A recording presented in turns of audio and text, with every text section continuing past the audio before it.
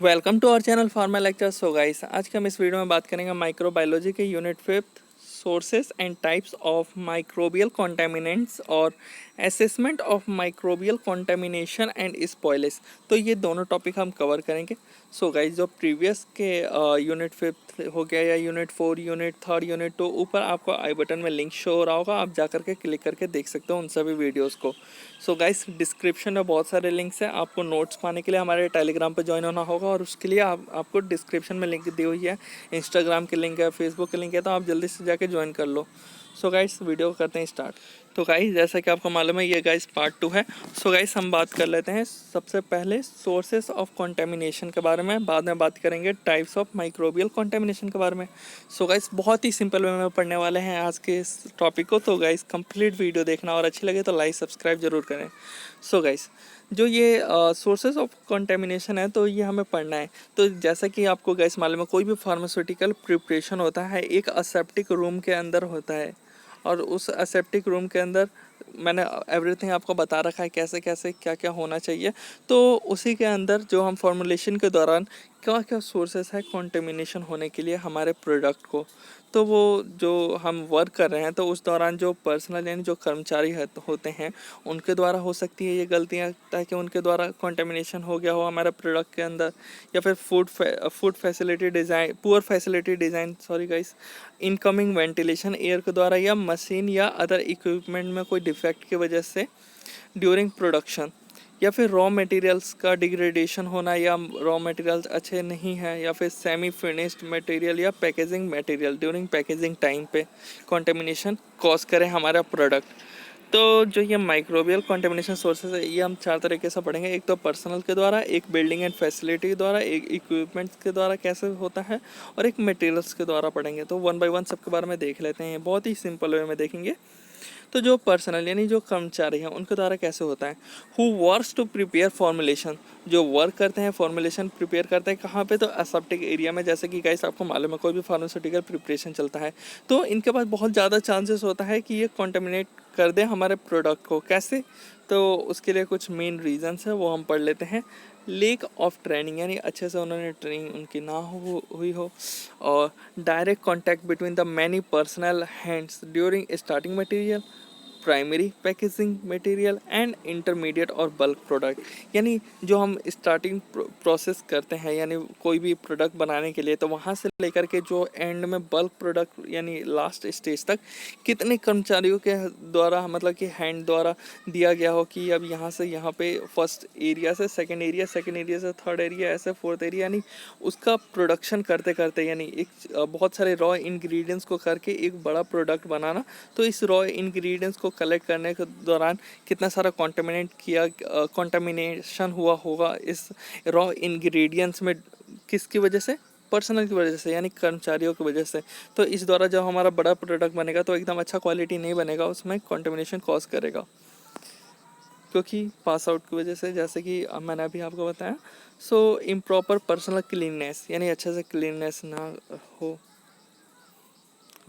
तो बिल्डिंग और फैसिलिटी के बारे में बात कर लेते हैं। जो बिल्डिंग होता है एंड मैन्युफैक्चरिंग फैसिलिटीज़ होता है, ये बहुत ही कंट्रीब्यूट करता है कंटेमिनेशन के लिए, बहुत मेजर फैक्टर है। बिकॉज इनके द्वारा बहुत अच्छे से, मतलब कि ईजिली कंटेमिनेशन हो जाएगा हमारे प्रोडक्ट का और वो ख़राब हो जाएगा।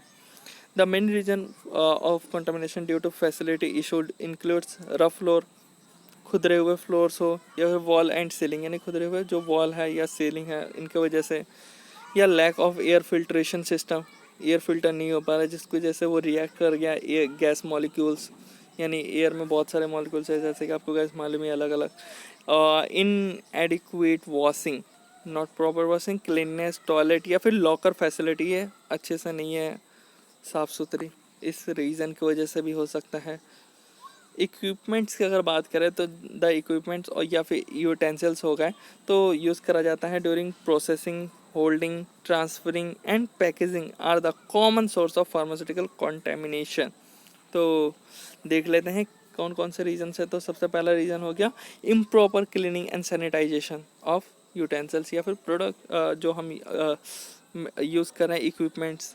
Second one is use of defective equipments, यानी अच्छा डिफेक्टिव है उस इक्विपमेंट्स में, जितना हमें चाहिए उससे ज़्यादा या कम दे रहा है वो मशीन द्वारा।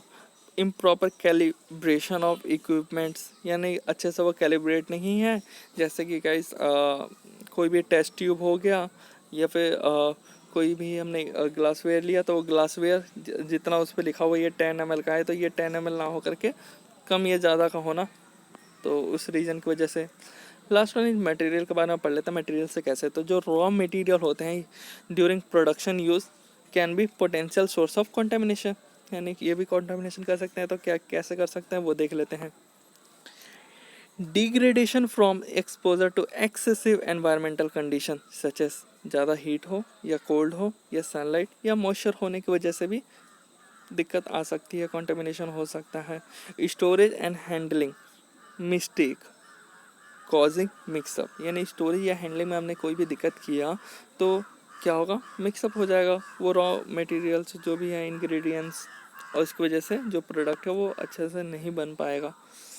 सो अब हम बात कर लेते हैं, second one is types of microbial contamination, जो इसका हाफ टॉपिक हमने पहले देख लिया। सोर्सेस, अब टाइप्स पढ़ लेते हैं। तो गाइस टाइप्स में 2 टाइप्स के आते हैं माइक्रोबियल कंटेमिनेशन, एक डायरेक्ट तरीके से हो सकता है और एक इनडायरेक्ट तरीके से हो सकता है।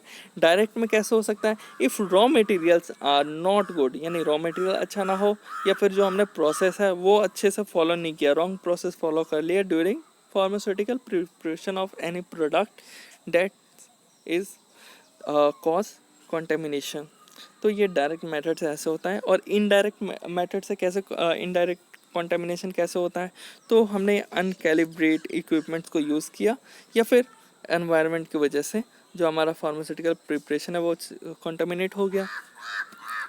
तो जो डायरेक्ट कंटेमिनेशन है इसके अंदर 3 पॉइंट्स आते हैं, फिजिकल, केमिकल, बायोलॉजिकल, और जो सेकंड इनडायरेक्ट था इसके अंदर भी 3 आता है, फिजिकल, केमिकल, बायोलॉजिकल। तो इसमें क्या क्या आता है कि पार्टिकल्स, मेटल्स, जो फिजिकल के अंदर, केमिकल के अंदर मॉइस्चर, वेपर, गैस, और बायोलॉजिकल के अंदर माइक्रोब्स। तो कहीं जो फिजिकल के अंदर आता है पार्टिकल या मेटल, ये पार्टिकल, अदर पार्टिकल का यूज़ हो जाना ड्यूरिंग प्रिपरेशन हम कर रहे हैं, या फिर मेटल का वहाँ पे आ जाना गलती से इंक्लूड हो जाना। और केमिकल की बात करें तो मॉइस्चर अगर ज़्यादा हो तो दिक्कत कॉज हो सकता है, क्योंकि हमने जो प्रोडक्ट है उसको अच्छे से ड्राई यानी सुखाया नहीं हो और वो मॉइस्चर हो उस पर, और हमने तो उसी पे प्रिपरेशन कर दी, तो आफ्टर देन देखा कि यार नहीं यार ये तो गलत हो गया हमसे। वेपर के द्वारा ज़्यादा वेपर हुआ हो तो गैस, यानी गैस में बहुत सारे मॉलिक्यूल्स है आपस में ही रिएक्ट करके प्रोडक्ट हमारा अच्छा नहीं बन पाएंगे, या फिर माइक्रोब्स का एंटर हो जाना अगर प्रोडक्ट हमने अच्छे से क्लीन नहीं किया हो तो ये सब आ गया बाई मिस्टेक, इनकॉर्पोरेट या फिर मिक्स हो गए। तो ये सब जितने भी मैंने सब्सटेंस बताए इनमें से मतलब कि ये इनकॉर्पोरेट हो गए हमारे प्रोडक्ट्स के साथ या फिर मिक्स हो गए जनरली। इसमें बात करें तो लीकेज आता है इनडायरेक्ट में फिजिकल के अंदर, तो जो मशीनरी डिफेक्ट है उसकी वजह से लीकेज, यानी कभी ज़्यादा हमें मिल जा रहा है प्रोडक्ट जो भी हम रॉ इंग्रेडिएंट्स को मिक्स करके जो मशीन में डाल करके हम निकाल रहे हैं, तो ज़्यादा या फिर कम मटेरियल हमें दे रहा है जिसकी वजह से फुलफिल नहीं हो पा रहा है जितना अकॉर्डिंग चाहिए, इसकी वजह से कंटामिनेशन। तो ये हो गया। केमिकल की बात करें तो मॉइस्चर कैसे, तो एनवायरनमेंट के पास बहुत सारा मॉइस्चर है। अगर हम कोई एनवायरनमेंट जो हमने चूज़ कर रखा है जहाँ पे प्रिपरेशन करा है, अगर वहाँ पे ज़्यादा मॉइस्चर हुआ तब क्या होगा, तो हमारा जो प्रोडक्ट है वो ढंग से नहीं बनेगा। एग्जांपल हम कुछ भी ले सकते हैं, टैबलेट्स ले सकते हैं, सिरप्स ले सकते हैं। तो बहुत सारे हमें क्या करना होता है, पाउडर्स हो गए, पाउडर अगर अच्छे से सूखा ना हो तो हम उसको कैसे करेंगे, अगर मॉइस्चर हो तो दैन तो वो अच्छा सा सॉफ्ट नहीं बन पाएगा। बायोलॉजिकल में आ गया माइक्रोब्स का एंटर होना, डोंट प्रॉपर वॉश इक्विपमेंट्स को अच्छे से हमने प्रॉपर वॉश नहीं किया, तो ये होता है। अब हम लास्ट टॉपिक बात कर लेते हैं जो हमने सेकंड टॉपिक बात बताया था आपको, assessment of microbial contamination and spoilage. तो गाइस जितना भी मैं आपको बताता हूँ ये सफिशिएंट होता है एग्जाम के लिए, इससे एक्स्ट्रा ना पढ़े, बट इतना जितना बताया है उनमें से कोई पॉइंट आप मिस ना करो, बिकॉज ये एग्जैक्ट 7 मार्क्स या 10 मार्क्स का होता है गाइस। और गाइस हम आपको क्वेश्चन बैंक में प्रोवाइड करवा देंगे, तो इसलिए मैं बोलता हूँ गाइस आप हमारे टेलीग्राम पे ज्वाइन हो जाओ, टेलीग्राम पे ही तो हम दे पाएंगे, और इंस्टाग्राम पे भी गाइस ज्वाइन हो जाना, बिकॉज हम वहाँ पे आपको प्रोवाइड करवाने वाले हैं बहुत सारे एनिमेशन वीडियोस को, और भी बहुत सारे इंपॉर्टेंट वीडियोस भी प्रोवाइड करवाएंगे इंस्टाग्राम पे। बात कर लेते हैं फिजिकल और केमिकल चेंजेस, इसके अंदर आता है किसके अंदर, assessment of microbial contamination and spoil इसके अंदर। तो it is the changes of different pharmaceutical formulation या preparation indicate microbial contamination and spoilage. So इसके अंदर बात करें तो चेंजेस इन विस्कोसिटी या फिर पीएच या फिर इमल्शन का चेंज होना या स्टेबिलिटी का चेंज होना, and loss of surface activity of formulation, जिसकी वजह से क्या इंडिकेट करेगा, माइक्रोबियल स्पॉइलेज को। मेजरमेंट ऑफ ऑक्सीजन कंजप्शन, ज़्यादा ऑक्सीजन कंजप्शन कर रहा है हमारा product, can indicate degree of oxidative attack और माइक्रोबियल ग्रोथ, इनकी वजह से माइक्रोबियल ग्रोथ हो सकता है। स्टेरिलिटी टेस्ट हम करते हैं इस दौरान, तो स्टेरिलिटी टेस्ट का क्यों जरूरत पड़ता है, तो testing which confirm that products are free from presence of viable microbes, micro organisms, यानी जो जिंदा माइक्रोब्स होते हैं वायबल लिविंग माइक्रोब्स, वो मतलब कि एकदम फ्री फ्रॉम हुआ है या नहीं है। क्लेम टू बी स्टेराइल और free from viable micro organisms, तो इससे हमें जो है माइक्रो ऑर्गेनिजम्स वो एकदम छूट मिल जाती है कि एकदम हमारा प्रोडक्ट है बिल्कुल ठीक है। Test is conducted by competent and experience personnel, यानी अच्छे कर्मचारी या जो एक्सपीरियंस कर्मचारी होते हैं उनके द्वारा किया जाता है ये test. In an adequately clean room with laminar flow cabinet facility द्वारा। ऑल इंजेक्टेबल, जितने भी इंजेक्टेबल प्रिपरेशन होता है या ऑप्थेल्मिक प्रिपरेशन होता है, आर स्टेराइल, ये स्टेराइल होते हैं, और by this preparation are test by the sterility test, और ये स्टेरिलिटी टेस्ट द्वारा ही पास किए जाते हैं जितने भी ये इंजेक्टेबल या ऑप्थेल्मिक प्रिपरेशन होते हैं। तो गाइस आई होप आपको बहुत अच्छे से समझ आया होगा गाइस। अगर वीडियो अच्छा लगा तो लाइक सब्सक्राइब और शेयर करना ना भूलें guys. So thanks for watching our video.